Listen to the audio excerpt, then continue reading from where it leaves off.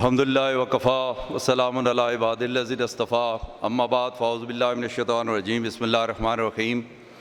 मैं इंतहाई शुक्रगुज़ार हूँ जनाब चौधरी मकसूद भुट्टर साहब का, जनाब सेक्रेटरी साहब मोहसिन साहब का, तोक़ीर सियाल साहब का, वाइस प्रेसिडेंट साहब का और पंजाब भर से आए हुए नुमाइंदगान बार एसोसिएशंस का कि आज इस्लामाबाद बार के साथ आपने जिस इज़हार यकजहती के लिए ये कन्वेंशन बुलाया है, मैं ये जो इस्लामाबाद ये इस्लामाबाद बार कोई अलग एंटिटी नहीं है। भुट्टर साहब, ये आपकी हाई कोर्ट बार, ये लाहौर हाई कोर्ट बार, ये पंजाब बार, ये हमारी पेरेंट बार है, आपका पेरेंटल स्टेटस है और हमने लाइसेंस जो है वो पंजाब बार से हासिल किए हैं। हमारी इस्लामाबाद बार कौंसिल का वजूद 2015 में आज से 5-6 साल कबल वजूद में आया और उससे पहले हम पंजाब बार कौंसिल के मेंबर थे। मैंने पंजाब बार कौंसिल से लाइसेंस लिया, मेरे इन साथियों ने जो स्टेज पर बैठे हुए ये पंजाब बार कौंसिल के मेंबर हैं और फिर 1999 में फर्स्ट टाइम जब लाइफ मेंबरशिप स्टार्ट की गई तो मैं उस वक्त से लाहौर हाई कोर्ट का लाइफ मेंबर हूँ। मैं जो इस्लामाबाद का इंसिडेंट है, इस्लामाबाद एक दारुल हुकूमत है, एक कैपिटल है और एक यूनिक कैपिटल है कि जहां रेंटेड बिल्डिंग्स के अंदर हम दुकानों में अदालतें लगाकर बैठे हुए हैं। अयूब मार्केट के अंदर हम दुकानों के अंदर बैठे हुए हैं और ये इस्लामाबाद कैपिटल, ये पाकिस्तान का वाहिद शहर है कि जो एक प्लानिंग के तहत, एक प्रॉपर प्लानिंग के तहत बनाया गया और इसके लिए 1960 में सीडी ऑर्डिनेंस आया और उसके बाद उसका एक मास्टर प्लान बना और उस मास्टर प्लान के अंदर हर चीज़ की प्रोविजन रखी गई। वहाँ इंडस्ट्रीज़ के लिए पूरा अलग सेक्टर्स मुख्तस किए गए, कब्रिस्तान के लिए 2 सेक्टर मुख्तस किए गए, एजुकेशनल सिटीज़ के बनाई गई, वहाँ कमर्शियल के लिए अलग सेक्टर्स बनाए गए और इवन कमर्शियल के अंदर भी दुकानों के भी वो बाकायदा प्लॉट मुख्तस किए गए। अगर वो प्लॉट किसी और मकसद के लिए इस्तेमाल होता है तो वो नॉन कन्फर्मिंग यूज़ में वो प्लॉट कैंसिल कर दिया जाता है। उसके लिए मसाजिद के लिए प्लॉट अलाट किए गए, सिनेमा हाउस के लिए प्लॉट अलाट किए गए। हर चीज़ की मास्टर प्लान के अंदर प्रोविजन मौजूद है और अगर नहीं है तो वो कोर्ट कम्प्लेक्स की मौजूद नहीं है। और ये इस्लामाबाद के अंदर कोर्ट कम्प्लेक्स का ना होना, मैं ये समझता हूं कि ये रियासत की बुनियादी जिम्मेदारी होती है कि वो इंसाफ की फरहमी के लिए महावन साबित हो और उसके लिए लेजिस्लेशन करे और वकला को और साइलीन को फैसिलिटेट करे और जितनी भी लेजिस्लेशन की जाती है वो हमेशा पब्लिक को फैसिलिटेट करने के लिए की जाती है।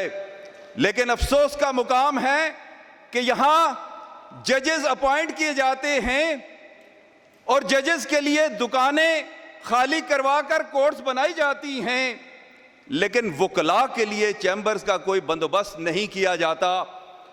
हम आज भी कहते हैं और हमने पहले भी कहा था कि जब 1980 में बाकायदा इस्लामाबाद को डिस्ट्रिक्ट का दर्जा दिया गया और रावलपिंडी से अलग करके एक नया डिस्ट्रिक्ट बनाया गया तो उस वक्त डिस्ट्रिक्ट कोर्ट्स का वजूद अमल में आया और यहाँ जिस जगह मौजूदा अदालतें रेंटेड बिल्डिंग्स में, शॉप्स में हैं, वह हम आर्जी तौर पर बैठे हैं और हमने हाई कोर्ट के अंदर भी उस पिटीशन के अंदर जो डिसाइड कर दी गई है और जिसमें मैं शुक्रगुजार हूँ हामिद खान साहब का कि जिन्होंने हर मौके पर ना सिर्फ हमारी रहनुमाई की बल्कि सुप्रीम कोर्ट ऑफ पाकिस्तान में हमारी वकालत भी की, वहां पर हमने एफिडेविट्स दाखिल किए हमारी डिस्ट्रिक्ट बार और हाई कोर्ट बार के प्रेसिडेंट्स ने कि हम पेयरली टेम्परेरी बेसिस पे यहां बैठे हैं, ये जब भी कोर्ट कॉम्प्लेक्स बन जाएगा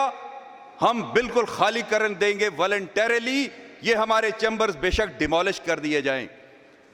वहां हम इलीगल नहीं बैठे हुए और ना ही हमने वो क्लेम किया है कि ये फुटबॉल ग्राउंड या एफेड मरकज ये हमारी कोई ओनरशिप है, ना ही हम टाइटल क्लेम करते हैं। हम पेयरली टेम्परेरी बेसिस पे बैठे हुए हैं और हम कल उठ जाएंगे, चले जाएंगे। और उसके बाद ये जो इंसिडेंट हुआ 7 तारीख का, उसमें जो 70 के करीब चैम्बर्स गिराए गए, उसमें रात की तारीख में जब वहां वकला गए तो उनको उसी वक्त अरेस्ट करके बगैर कोई FIR लॉन्च किए मुख्तलिफ थानों के अंदर बंद कर दिया गया। और अगले दिन जब हमारे मुज़ाकरात हुए तो उनको रिलीज किया गया, उनको इलीगली कन्फाइन किया गया। और उसके बाद जब अगले दिन वकला अपने रूटीन मरा के काम में अदालत डिस्ट्रिक्ट कोर्ट के अंदर आए तो वहां देखा कि वहां जो उनके चैम्बर से वो मलबे के ढेर बने हुए थे, वहां वो फ्लेयर अप हुए। और उसके बाद वो अपने कुंबे के सरबराह के पास, वो अपने फैमिली के हेड के पास रोने धोने के लिए गए, दादरसी के लिए गए कि हमारे साथ ये जुल्म हुआ है, हमारे साथ ये ज्यादती हुई है, इसकी दादरसी की जाए। और वहां पर मैं समझता हूं कि कुछ लोगों ने उस फरत जज्बात में आकर कुछ वो रेड लाइन क्रॉस की है, लेकिन वो क्या क्रॉस की है? किसी के हाथ में डंडा नहीं था। फुटेज आप देख लें, ये CCTV फुटेज मौजूद हैं। किसी के हाथ में कोई गन नहीं थी, कोई असला नहीं था। हां, ये बात जरूर है कि कुछ लोगों ने हार्श टॉक की है हमारे ऑनरेबल चीफ जस्टिस साहब के साथ, लेकिन उसके बाद उन पे 780A के पर्चे दर्ज कर दिए गए। जब वो रैली निकाली गई डिस्ट्रिक्ट कोर्ट के अंदर तो वहां पर एक 780A का पर्चा दर्ज किया गया। और उसके बाद जब हाई कोर्ट में गए तो वहां पर 780A का पर्चा दर्ज कर दिया गया। और उसकी पादाश में रात के अंधेरों में खवातीन के घरों में भी चादर और चार दीवारी के को तकद्दस को पामाल करते हुए रेड किए गए और उनको अरेस्ट किया गया। बहुत सी हमारी लेडी लॉयर जो है वो बेल आउट हो चुकी हैं। और इस वक्त भी हमारे 15 के करीब वकला बिहाइंड द बार हैं जिनकी ATC कोर्ट से जो है वो बेल्स रिजेक्ट हो चुकी हैं, जिसमें हमारी डिस्ट्रिक्ट बार के सिटिंग जनरल सेक्रेटरी और हमारी पूरी कैबिनेट सवाए जो आपके सामने इस वक्त प्रेसिडेंट बैठे हैं, ये भी बिहाइंड द बार थे और ATC कोर्ट से इनके ये बेल आउट हुए हैं। उसके अलावा हमारी पूरी की पूरी कैबिनेट इस वक्त बिहाइंड द बार है। और उसके अलावा उनके खिलाफ कंटेम्प्ट नोटिस की इलादा प्रोसीडिंग चल रही हैं। और उसके अलावा legal practitioners and bar council act 1973 के कंप्लेंट्स के नतीजे में उनके खिलाफ भी प्रोसीडिंग की जा रही हैं। हमें बार काउंसिल को खत लिखा गया कि उनके खिलाफ कार्रवाई करें।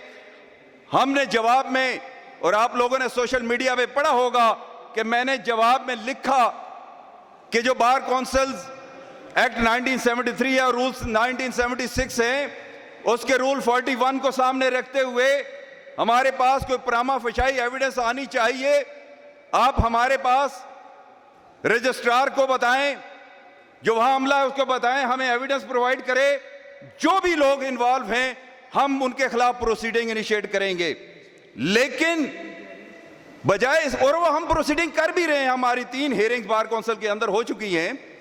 लेकिन मैं ये गुजारिश करूंगा कि ये जो बार काउंसिल के इख्तियारात हैं, इन इख्तियारात को सलब ना किया जाए। इन इख्तियारात को जजेस जुडिशरी अपने पास न लेकर आए कि ये वकला को दीवार के साथ न लगाया जाए। ये इसमें न सिर्फ वकला का नुकसान है, बल्कि अदलिया का भी नुकसान है। ये अदालतों को भी, अदलिया को भी, जजेस को भी जब भी जरूरत पड़ी तो इन वकला ने कंधा दिया।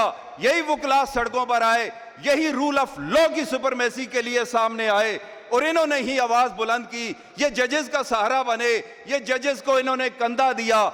लेकिन अगर हमें दीवार से लगाने की कोशिश की गई तो इसमें अदलिया भी कमजोर होगी, मुख्तलिफ अदारे भी कमजोर होंगे। इसलिए मैं गुजारिश करूंगा कि खुदा के लिए इन साजिशों को समझें और किसी साजिश का शिकार मत हों।